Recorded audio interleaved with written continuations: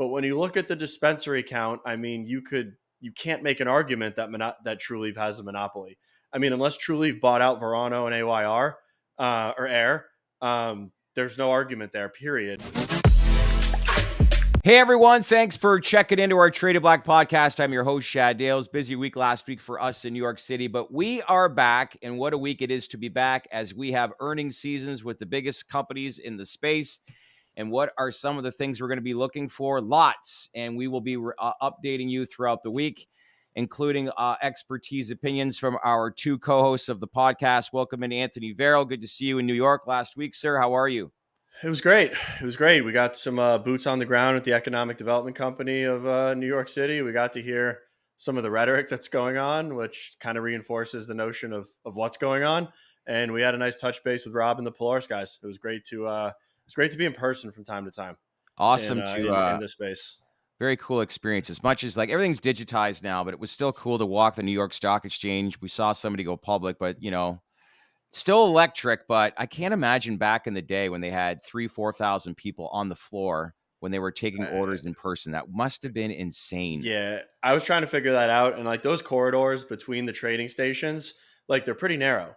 Aren't they? Like there's not a lot of ingress and egress going on throughout that building for people just shooting around, placing orders. But it was awesome. The vibe in there was pretty cool. Even though it was pretty quiet, you could still like feel the energy in there. It's great experience. Benjamin A. Smith, lead financial writer. Good to see you. Holding the fort down last week.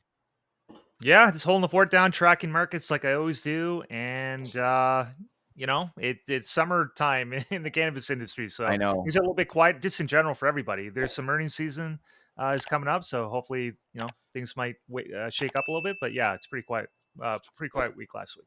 Yeah. One of the things I found interesting last week while I was in New York is that I'm hearing from institutions that they're looking for alternative investment opportunities. Some of these institutions are now starting to invest in leagues like the NFL, and why not when you look at the NFL? But it bodes well for the cannabis space if we do see this deschedulized, don't you think, Anthony?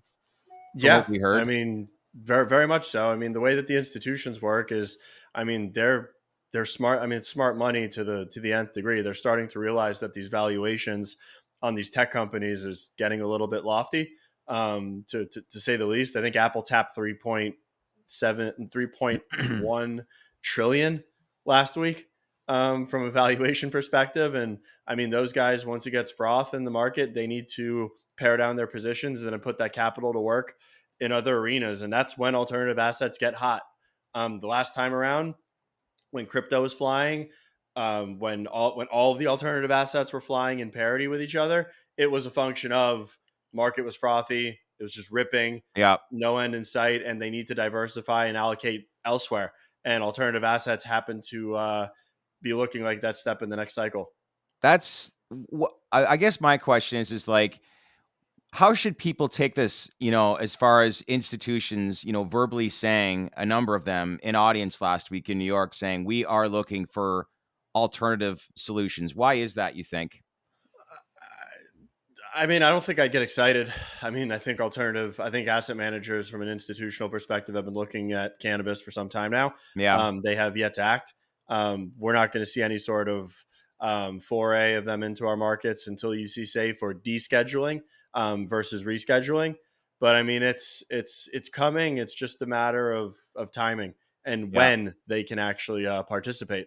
But the securitization that we were up in New York to cover with Polaris, paired with Jason Wild getting on the TSX and Pershing now clearing TerraSense stock, we're taking steps in the right direction. Yeah, good point. All right, earnings season this week. All the big players in the space will be reporting, including TerraSen, Cureleaf, Trulieve, Canopy, Ascend, Cronos, like every company you can think of as far as player in the space. So this is your baby, Ben. You follow this industry better than anyone. Any key things that you're looking for as we get ready for a big week as far as earnings is concerned? To be honest, not too much. I'm looking at just really what the numbers are going to be from like some of the headline numbers on revenue and margins is another big one. And I'm looking for stabilization because I don't think the earnings themselves in individual equities is really going to move the market. I mean, it's been proven over the last 5-6 quarters that earnings don't really move the needle. It's all about a reform trade, right? So I'm more interested in whether, there's any sort of degradation in the business and some of the key metrics, Right. or whether, any outlier surprises. And if there's not that, then I think that's a win for these individual companies, right? Like, you don't want to see, say, gross margins plunge, 6% or whatever on, or sales like declining 5% sequentially, or some negative surprise like that. If we don't get that, then I think, the equities will just tread kind of what they're doing, like kind of tread water and not really move. And I think that's actually a win right now, because it's all Yeah. reform trade right now, Yeah. and until for the foreseeable future anyway. Makes you think with some of the smaller companies that have been downtrending share price wise over the last few months, that if we might see a surprise as to what's the reasoning behind it all. And that'll be interesting. I'll be curious to see the earnings report later this week from Jushi, who's been hit hard in recent months. But that'll be curious to see what they report. And obviously Canopy, as we continue to cover them notoriously over the past couple of months, right? Canopy's going to be a big tell. Canopy, the operational updates paired with what their cash position is looking at right now is going to be, it's going to be interesting. I mean, Canopy's been bouncing from the low 30s up to the high 40s, and then just comes back down, and then it rides up on something and it goes back down. I mean, it's stuck in that trading range, which is a pretty good trading range, because you can clip 30% if you have the balls to actually make the trade, which I've done it once, haven't participated the last 3 or 4 times around. But it's Cronos and Canopy, I think, are probably going to be the two most intriguing earnings reports, just as I think those companies are at a very interesting point in their life cycle. Why do you say Cronos? Cash, Yeah. Curaleaf speculation, takeout speculation. I mean, they have to do something at some point in time. Like, they can't just sit there and count on the Canadian market that's not doing much, the Israeli operations that aren't doing much, their Lord Jones acquisition they're not producing any revenue. They have a ton of cash, Yeah. and maybe they allude to something that triggered that Curaleaf rumor or something else moving forward. But yeah, I mean, those are probably the only two that I would say is interesting. Q2 is usually a pretty muted quarter for the MSOs. Yeah. Unfortunately, that's it, it would be so nice to be in a paradigm where, uh, the earnings performance was increasing at a level where they're actually making or free cash flow positive or close to it, and or they're making net earnings or net income, and then it was increasing quarter over quarter.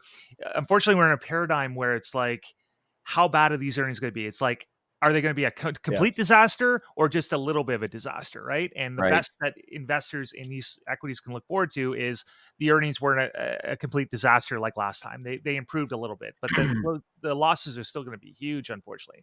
And that's sort of the negative thing. Like, I would say negative, but it's just like the paradigm we're in. It's where, you know we're looking at how less bad can they be from the last quarter, right? And it's unfortunate. So, but sometimes the market can bounce if you have a quarter that, they Yeah. lose a lot less money, and Yeah. maybe you get that 30% rise in Canopy, and maybe there is some surprise on operations where, they improve their, you know, cash position unexpectedly. Well, I'd be curious to see how Terracin, what their final numbers are. Their pre-announcements from last week look very positive, and as we discussed the last couple of weeks, listing on the TSX, and a lot of restructuring that they've done internally over the last 6 months to a year. Like, they've really paved the way as being potentially some leaders within this space. But yeah, it's funny you were saying earlier, Anthony, about 30 to 40 pertaining to Canopy. Can you imagine being a cannabis investor that just woke up from a 5-year coma? They probably would think you're talking $30 to $40 a share, but here we are in 2023 at 30 to 40 cents, which is unreal. Yeah. I mean, I think about it a lot. I mean, I sold Canopy at 58 in the first position that I bought in the company. And to think where we are now is we're back below. I mean, we're back below the IPO or listing price of Way below. Canopy. I mean, way below. It was like a There dollar, were, wasn't it, or dollar it was twenty? a dollar. It was a That was buck, the buck all-time low. 20. Yeah, buck 20 30 and change. I mean, you're 40 talking about cents. shell paper. You're talking about shell paper from a price per share perspective in Canopy right now. Yeah.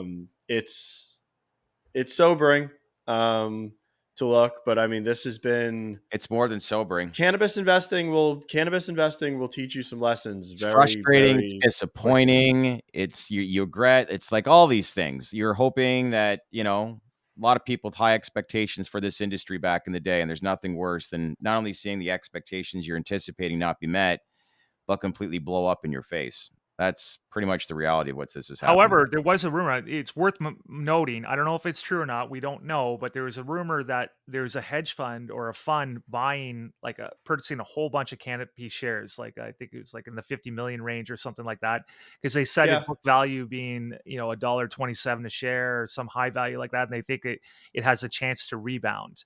Now I don't know if it's true or not. These are just rumors on the street, but it received wide circulation last week, and that somebody's looking at Canopy saying, despite the disastrous earnings and their financial condition right now, saying, okay, there is value in here, and we're taking a position. So I guess we'll see in the coming weeks whether that was true or not. I mean, I think there's a couple things that people need to look at when you look at like cannabis and crypto. More importantly, is I mean, if you look at cannabis, we're tracking to do what 32 billion in sales for 2023. That's just in the United States. We're talking about an industry that's illegal on a federal level. That's been around for what truly 10 years, if that. I'd say the cannabis industry really hit its stride in 2015, 2016, so 8 years, and we're tracking for 30 billion in annual sales. Crypto, you're talking about we're in a bear market. You're talking about an asset class that's total market capitalization is around $1 trillion. Yeah. And it's been around for 10 years. Show me any two parallels in history of growth that's presented that. And you could make a pretty good argument that, yes, the markets suck right now and the assets are dislocated from the valuation and performance. But I mean, the growth has been pretty impressive despite all things in both asset classes. I mean, cannabis is it's not going anywhere. Yeah, and I see your point, and I think a lot of people would agree with that. But we are in a society in a day and age investments. It's like, what has this done Oh yesterday, yeah, right? and it sucked. It hasn't done anything in about 2.5 years. I mean, MSOS, like I said, I had leaps going into this year. I think for $35 to $40 calls on MSOS, and I thought in no way, shape, or form would it be sitting at $5 come August. I would have bet against that heavily, and I mean, here we are. What's one thing cannabis investors hate? Time, Yeah. waiting, time. Well, it's a good thing that the U.S. has the limited license model, right? That's what might save them. In Canada, we don't have that, so that's why I don't think these big operators will ever really make money there in the current Oh paradigm. no. But at least in the U.S. they will. The green thumb is protected in where they operate, in the states that they operate. It Truly, is. it is protected, so that's a good thing. Now we just got to Yeah, I get mean them to over think the bar about with yeah. profitability and get the regs in the right place, right? And then this can really be a thriving industry, but it's all being throttled right now. Yeah, I mean to think back on Canada. I mean, we were in Canada very early. I mean, all three of us, and I mean to think the grandiose plans when we're talking about millions and millions of square feet of cultivation. I know. Meanwhile, there's no population to sell it to. You can't export it, and There are dispensaries legalization. everywhere. We thought at first, well, Yeah, the rollout was terrible, where you couldn't find a dispensary anywhere, and now yeah. you could be driving down a country road in the middle of a field. In the middle of the field, there's a dispensary for cannabis. Like they're everywhere. So, Yeah. With a limited, um, like a sort of a limited population. A lot of the population too is from like the conservative cultures from other nations now, right? Canada's getting Yeah. very, very multicultural, and not to say that other other nations don't enjoy the cannabis or whatever, but a lot of the demographics probably would not. So combine that with dispensaries all over the place, and you got a huge glut in Canada. And I think it still continues. It's kind of slowed down a little bit in the last 2 or 3 quarters, looking at the numbers, but still, it's up there. There's a lot of inventory. yeah, yeah. Interesting girl we met last week in New York. She's in promo. She had access to would she work, Anthony, like weddings where that they spend over $1 million, Yeah, and high end weddings with cannabis bars at them she's in seeing certain seeing a very jurisdictions. popular trend with the younger generations of these families that are choosing that route versus alcohol consumption. So anyway, Grandma might be seriously offended, but at least the guests are yeah. happy. She had an To interesting go to a wedding with perspective. a cannabis bar. I've never been to one of those, but Well, I that would asked. I be said, "Have you ever Dude, seen the movie?" the wedding that I was at Healdsburg 3 months ago, everyone was passed out psilocybin chocolates Oh yeah? Are you serious? at the wedding. Yeah, and this was a very very nice wedding. Psilocybin Um, chocolates? yeah, Can you imagine the speeches for that? I mean it's not what you think. I mean they're borderline like microdoses. Yeah, yeah, Everyone yeah. wasn't like tripping seeing rainbows. But I mean if you're talking about a mood enhancer and like a drug that's like a feel good like good time, like psilocybin is leaps and bounds above cannabis or alcohol. Yeah. When you take it in chocolate form and you're Huh. not like macro dosing. Well, I asked her, I said, "You ever see the movie Crazy Rich Asians?" And she's like, "That's Yeah. exactly the demographic that I speak to." And like you said, these cannabis bars, the younger generations that are attending these weddings and, families with means, so to speak, they love this lifestyle opposed to alcohol consumption. So a big Yeah. trend, you're seeing more and more younger people just switch their habits from what I mean, history. I hate alcohol. Like, I don't like drinking it. Like my brain chemistry for reasons unknown has switched, and if I see alcohol, I'm like, fuck that. I'm like, I'm gonna feel terrible in like 2 days, and Yeah. I don't get any net benefit from it, Yeah. really anymore.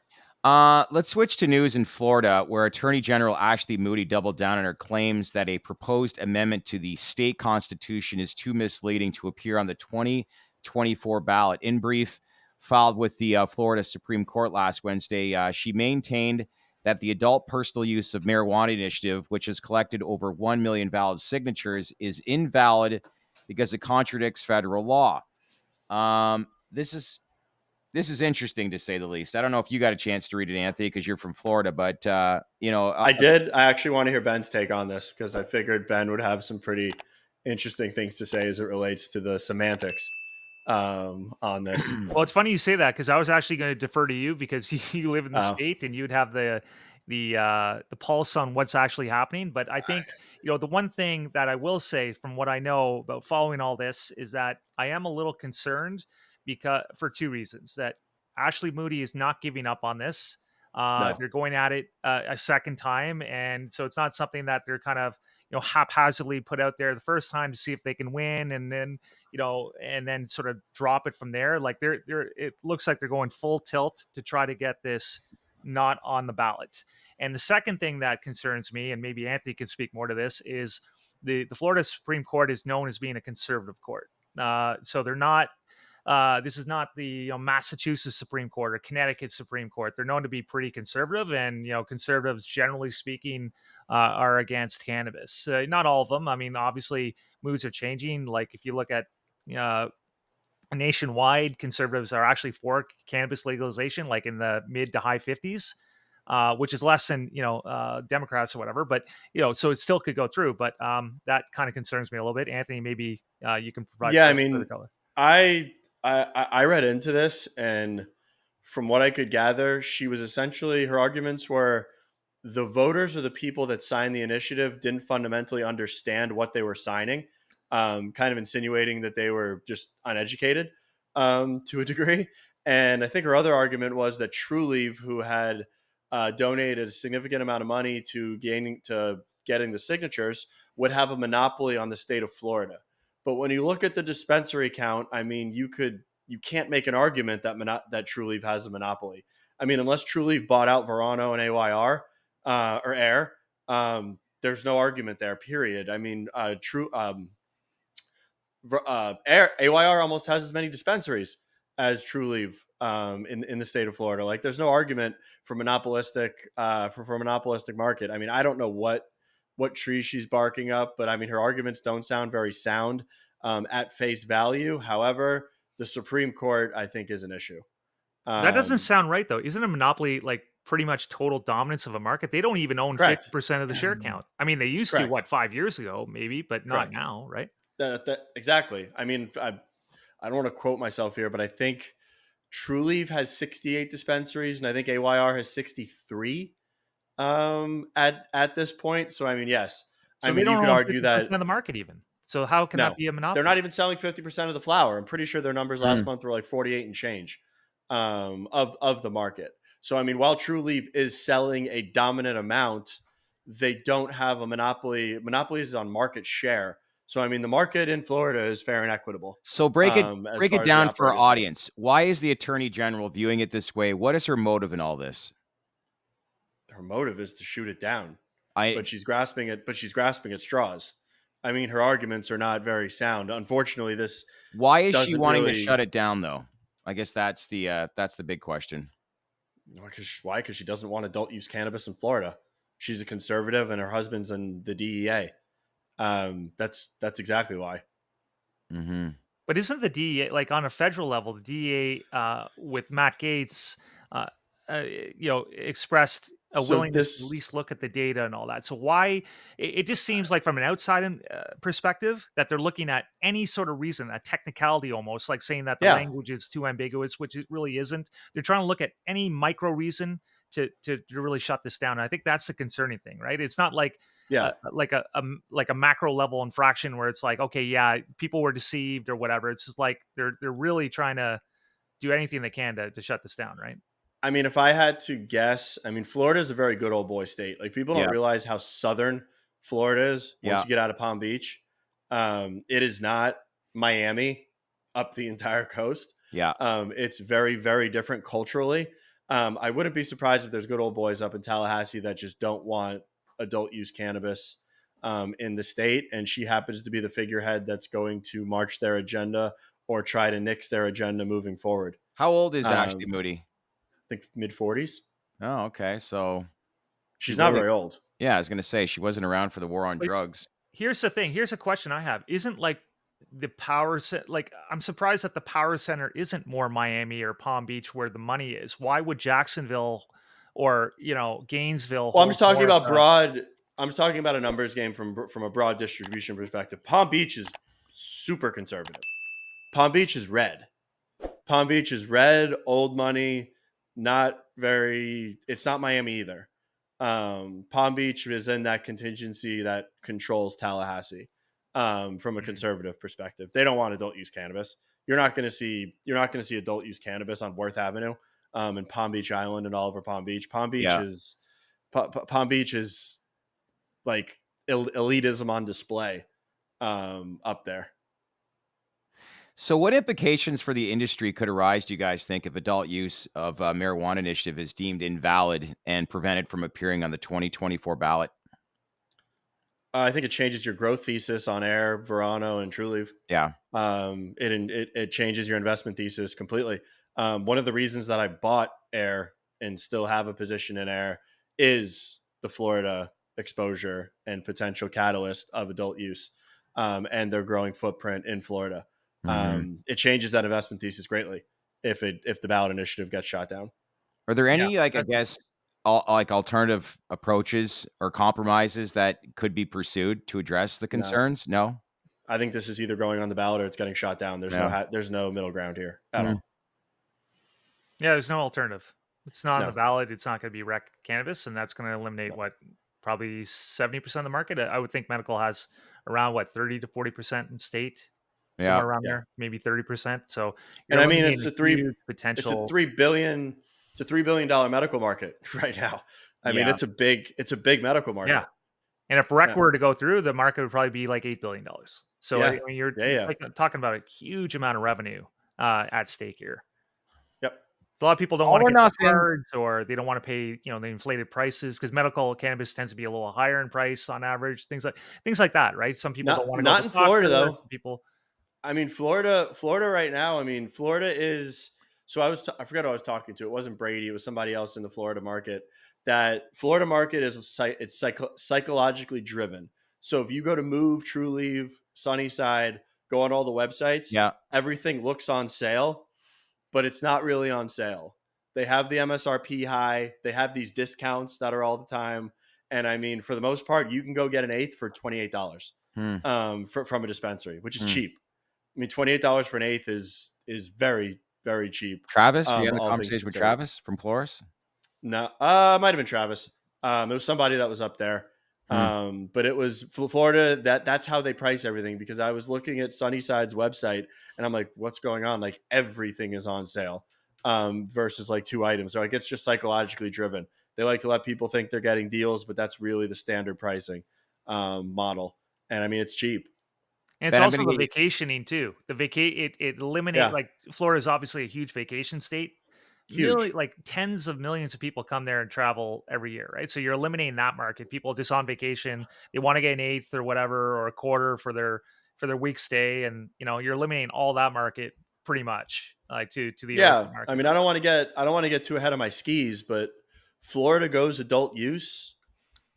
Air, Trulieve, and Move are going to be cash cows. Yep. Like it will move the needle on all 3 of those companies very, very quickly. Got to get that on the ballot. Yeah, I mean, it's gonna suck if it doesn't get put on the ballot. Actually, there's somebody I met last week, Ben, that I got to get you in touch with. They provide all the data and latest numbers for like Barons and whatnot for like wholesale prices. But get you in touch with, forget the gentleman's name at the top of my head, but be good to have information as to like why wholesale prices have tumbled over the course of time the last couple of years, and why, and what we could see trend wise moving forward for the overall industry. You talk about Um, Frank from Viridian. I think it might have been him. Yeah, he was one of the best conversations I had up there.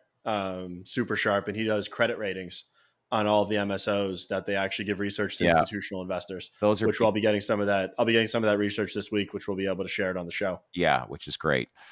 Last thing I wanted to touch on crypto wise, I noticed PayPal, they announced that they're basically creating their own stable coin, which is making news everywhere in the industry. So drum it down for us, Anthony. Why is this such a popular topic right now in the overall industry?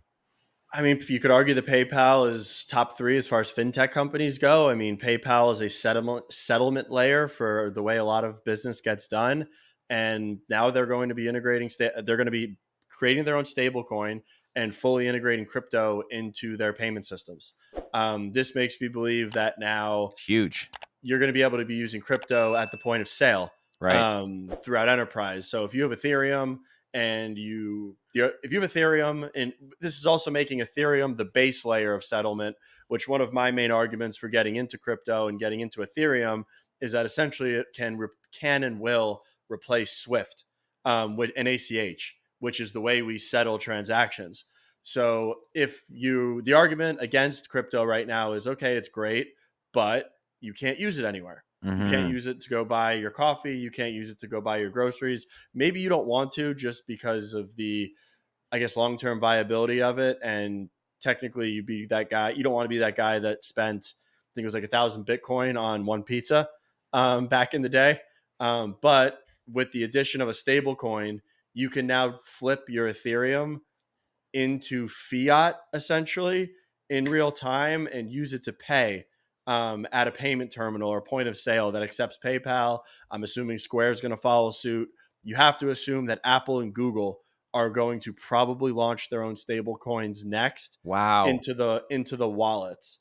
I think this is going to have cascading, effects across the entire fintech space, So how would that work settling in stable coins. if Apple were to adopt that? People with iPhones, for example, like how would this work You'd specifically have in a your stable coin in your Apple Pay. right?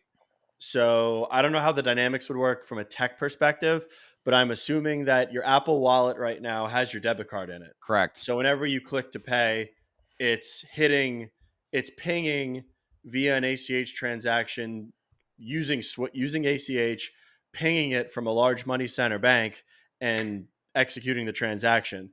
With the implementation of a crypto wallet and a stable coin, instead of the intermediary instead of it pinging the bank, it's going to ping the blockchain and use your crypto for the transactions and settle it in a stable coin, which will then give the, retailer, fiat in the transaction. So it's going to be a very effective way to settle digital payments, which this is kind of like the precursor to a CBDC, which we know our take on all of that. But yes, this is kind of setting the stage for ultimately payments going digital. Well, let's reel that back in then. As much as I sounded excited, that's actually very a cautious approach of like inching closer without people really realizing, you know, Yeah. It is. It is. I mean, it's getting people it's getting people trained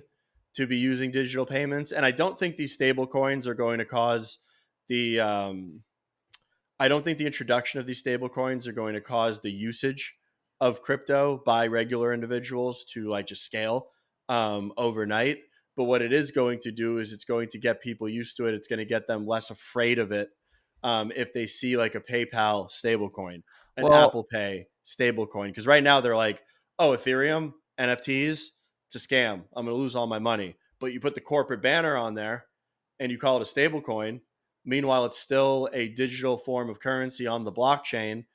People are a lot more inclined to use it and create an affinity towards it versus the form it's in now. question for both of you. CBDCs, is it inevitable? Yeah. It is because it's driven from the top, right? This is Yeah. what government wants because it's their uh, for lack of a better term, their wet dream. It allows for them to control the currency. It allows them to do things like they can stimulate the economy by forcing currency into the system. If it expires within a year or two, like an expiry date, it can control people's spending habits in terms of taxing you, instant taxation if you buy undesirable items like guns, for example, or if you buy too much meat. So it's a way to social condition a society and sort of herd them into a social direction, right? And it could be instant taxation too, without representation, which is always nice to have. I mean, the government That's can take something right out of your if you get a speeding ticket, can instantly take it from your account. Yeah, there's no you know well, no. So that's not in a decent. Okay. So, yes, you're right, Ben. You are correct. But in a decentralized world, which CBD, we're getting down a real slippery No, slope the here. problem is it's So, not decentralized. Let me say it's all going to be yes, centralized. In a the decentralized world, that wouldn't be the case. correct. You have to sign a transaction in order. It just because it's a digital payment doesn't mean that they could do that. However, the CBDCs would probably be launched in a centralized framework, Yes. which would then ultimately allow that because whatever parameters are in that smart contract that currency is transacting on, it's permissionless. So if you're interacting with it, it can do that at will. So yes, it's a very slippery slope. That's why it needs to stay decentralized versus centralized. So with Ethereum, that can't happen. Anthony, quick If question for you. I hear a lot of things on social media, wherever, saying Bitcoin is the answer to CBDCs, but yet Bitcoin uses like the internet and the WAN system or whatever for distribution. So is Bitcoin really the answer, or could be kind of controlled and throttled because it needs like the internet to be powered, if that makes sense? so, yes and no. So you could get, I mean, you could get super dystopian here. And when you look at Bitcoin, Bitcoin needs miners to operate the network and keep the network secure. Those miners and the network are leveraging internet connections. Right. So if your ISP, in theory, blocks that activity, the network could easily go down Mm-hmm. and become unsecure. And a state actor probably has the best means to do that. Hmm. And that would be your defensibility against a CBDC. Bitcoin Isn't is that not the the. problem? Because the government's It's a. always Oh, work with the oh, ISPs to yeah, shut people down. We've seen with yeah, like yeah, yeah. different. It's a Okay. big. It's a big problem. It's a very big problem. But I mean, people like Elon and Starlink, and I mean, I'm assuming there is going to be some sort of decentralized internet service moving forward. But yes, I mean, state actors, if they wanted to, could take What down. happens to the sports Uh, fan that wants to buy seasons tickets to like their NFL team? How does that all work? what do you mean? Like, I'm just saying, like, if are they going to be controlled as to how much they can and cannot spend? I mean, we're making assumptions here. I mean, a CBDC could be a very efficient form of money, and there's a lot of positives that you can get from a CBDC. The problem is, and we do this throughout history, we usually implement the negatives I from know. the top You're right. down Okay. to control people. So a CBDC, while it could make your life easier, I'd love to not be able to have to fucking file my taxes. I'd love for Uncle Sam to just be like, you made X, you owe us Y, here's everything, and with a nice neat bow tied on it, we're just going to take our fair share. I wouldn't have a problem with that. What I do have a problem with is them saying, all right, you own 4 sports cars, you're buying too much gas, fuck you, now you cannot buy any gas for the next 30 days.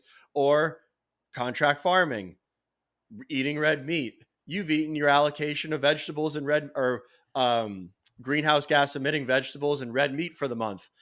You're not allowed to spend your money on these goods, or you can spend your money on these goods, but we're going to charge you a 25% tax now implemented at the base layer on those transactions. And they could get way more intricate than that. Sounds like about Canada right now, doesn't it, Ben? It's Yeah, well, it sounds more like China to me. I mean, this is all coming exactly there, like China. except and what like Anthony said, it's like the problem is that states always overreach, governments always overreach with control. We've seen it throughout all society, and maybe some people don't think it can happen here, but I tend to believe that it can happen here. And the temptation to use the CBDC as a control system, as a way to generate revenue, without representation necessarily, to be able to things like throttle the way your spending habits. If you take too many flights, you get an instant 25% tax. There's too much temptation there for them not to do it. And we've already seen this model in China where, and in some places where, you can't spend your money in certain things if you don't have a social credit score that's high enough, right? So this thing's already been implemented in major countries. And I don't see countries saying, okay, you know what, we're going to respect everybody's rights and you could do what you want. We're just going to use it for X. If we could trust that they would only use it for that certain method and use all the good points that Anthony points out and just leave it at that, then I don't think people would have a problem with it. But we know the overreach is coming. There's just too much temptation there, right? Yeah, I mean it's. I use the same analogy for all of this stuff, and so I mean I guess this is kind of culturally relevant. But look at Oppenheimer. Look at the atomic bomb. Look at nuclear fusion. Nuclear fusion and nuclear energy is arguably one of the best, most advanced breakthroughs that we've ever harnessed. What have we done with that power? We've made killing machines. That's it. We made nuclear bombs and we made nuclear powered submarines. That's it. We didn't focus on nuclear energy because fossil fuels make too much money. Well, they produce too much profit. There are some companies now that are doing that, but it's not wide. I mean, we've had 70 years. It's not widespread. I mean, you could easily be replacing coal with nuclear, and we'd be more efficiently running right now. But why? Because corporate interest and greed, and that's the way that probably CBDCs will go. Yeah, interesting. All right, gents, good podcast. It's been a long one, but we'll check back with you guys tomorrow. We're gonna have updates. This is what we have set up for this week. We're gonna release a podcast. Looking at this, what do we got tomorrow? We got Verano and Cronos. Is that pre or post market, gents? Verano and Cronos are pre-market. GrowGen, Green Thumb, Weed Maps, and Ascend are aftermarket. Okay, so we're gonna have a podcast out tomorrow that touches on Verano and Cronos. We'll have a podcast again out on Wednesday for GTI, Ascend, and Trueleaf. And then Thursday, we'll touch on Cureleaf, Planet 13, Canopy, Terrascend, and Jushi. So we'll probably have Cureleaf, Planet 13, and Canopy out on Thursday, and then Terrascend and Jushi will be pushed out for Friday. We also have Aaron Miles coming on later this week for a one-on-one interview to discuss their latest earnings, and we are having a Twitter space Thursday night, 7 o'clock. So if you guys want to have any questions pertaining to the Verano team, make sure to log on to our Twitter account at The Dales Report, which begins 7 p.m. Eastern time. We will have the link to that Twitter space up on our account. Do we have that up yet, Anthony? No, it'll be up. Yes, we do. It's up and it's live now. Okay, great. All right, gents, good seeing you. And we'll touch back base with both you guys tomorrow. Awesome. Talk soon. Thanks, guys. Take care. What's up, everyone? So what'd you think of the interview? Are there any more questions you want us to ask? Then leave a comment below on information that you want to learn more of. Make sure to share this video with your network and smash that like button. And most importantly, subscribe to our channel because we would not be here without you. Thanks for watching, everyone.